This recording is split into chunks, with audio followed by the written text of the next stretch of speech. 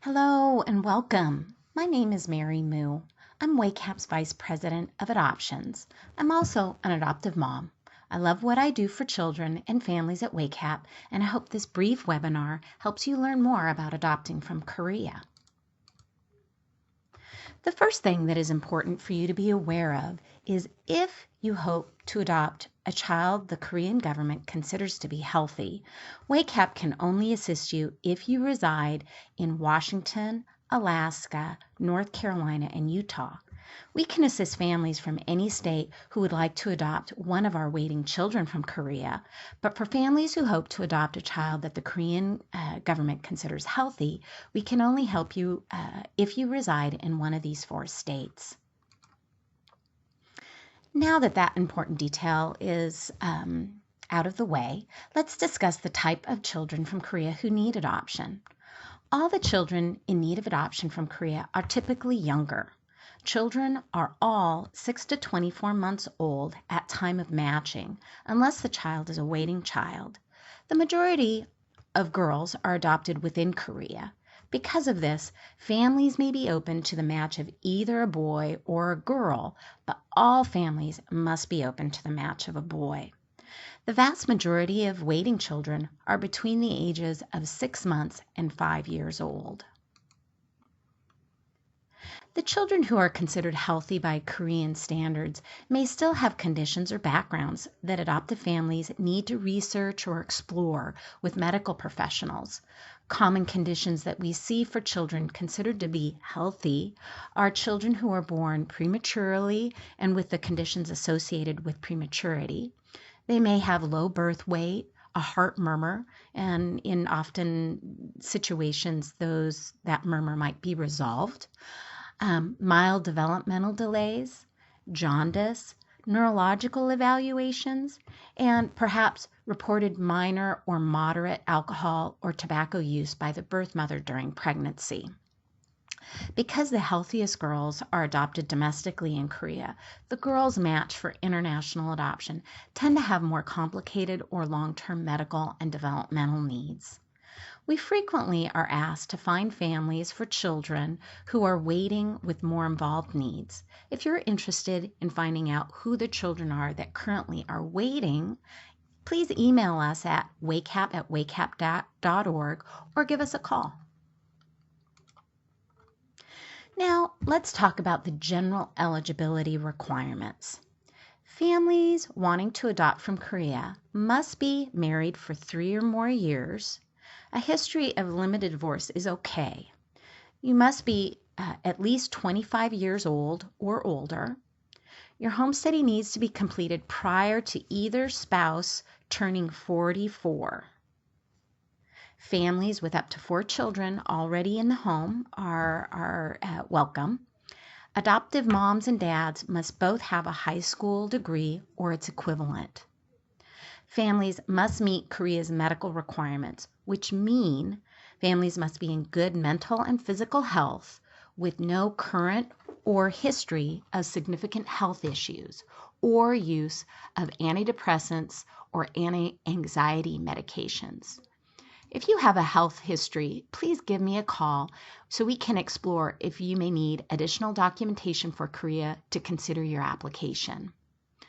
Additionally, Korea is looking that you have no history of arrests, that you are open to possible birth-parent contact, and families with a BMI over 31 will need to provide a letter of good health from a doctor.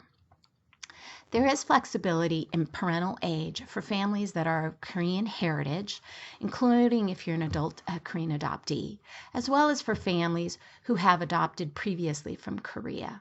Please give us a call if you would like to explore more of that flexibility. Occasionally, Korea may grant exceptions to their requirements for families wishing to adopt a waiting child with more involved needs. Because individual circumstances can be complicated, if you have any questions about these requirements, please give us a call. We're happy to speak with you about your eligibility and answer any questions that you have. So you may also be wondering how families are matched with children in Korea. there are two primary ways. The majority of families hope to adopt younger children who are considered healthy. These families must complete their home study and other documents, which will then be sent to Korea and added to a list of families waiting to be matched. Families are then matched in general chronological order as the background documentation for the babies is completed. The other way families are matched from Korea is that some families identify a waiting child from WACAP's Waiting Child website. These children have more involved needs. Details about fees involved to adopt from Korea can be found on WACAP's website. We know that some families are concerned about the cost involved with adoption. We're pleased to let you know that WACAP offers promise grants to help reduce the adoption cost for some identified waiting children. Feel free to ask us for more information about the children who have these grants and other financial resources you might find helpful. Now let's talk about the adoption process. In general, the process can seem really pretty overwhelming, but it's much easier if you break it down into steps. Right now, you are in the inquiry and hopefully application stage. Once you've applied, you'll start working on your home study. Most home studies take about 4 months to complete and include training and support as you prepare for your adoption. If you live in Washington or Alaska, WACAP must complete your home study in order to adopt from Korea. If you live in North Carolina or Utah, please contact us so we can advise you of the agencies there that you must work with. Otherwise, if you hope to adopt a waiting child and live outside of these 4 states, we can give you a list of home study agencies that are local to you that Korea will accept. Once you have received your home study training and your home study is complete, WACAP will then help you complete some additional paperwork and send your home study packet to Korea. In recent months, matches have happened within 2 to 6 months of when your home study is received in Korea. Korea requires both parents to travel to meet their child and attend the court hearing approximately 7 to 12 months after a formal match has been accepted. Families then will be invited to return to Korea once all the paperwork is finalized, approximately 1 to 2 months after the first trip. Each trip requires families to stay in Korea approximately 5 days. Once you've arrived home with your child, you'll start the post-placement phase of your adoption. This is a time where your social worker will visit you and provide support during your family's transition. Your social worker will write 5 post-placement reports during the first 24 months that you're home. WACAP believes in offering long-term support and resources and hopes to be helpful to you before, during, and after your child joins your family. Keep in mind that timeframes talked about here are averages, and a family's individual experience can differ significantly in either direction. At WACAP, we are mindful of keeping families informed at each step of their adoption process so you can know how your case is progressing. We know that you likely have many questions. There's a lot to think about. Here are a few ways that you can reach us. A great place to start is to call or email WACAP, and we can connect you to resources and information to help you sort out options and answer any questions you may have.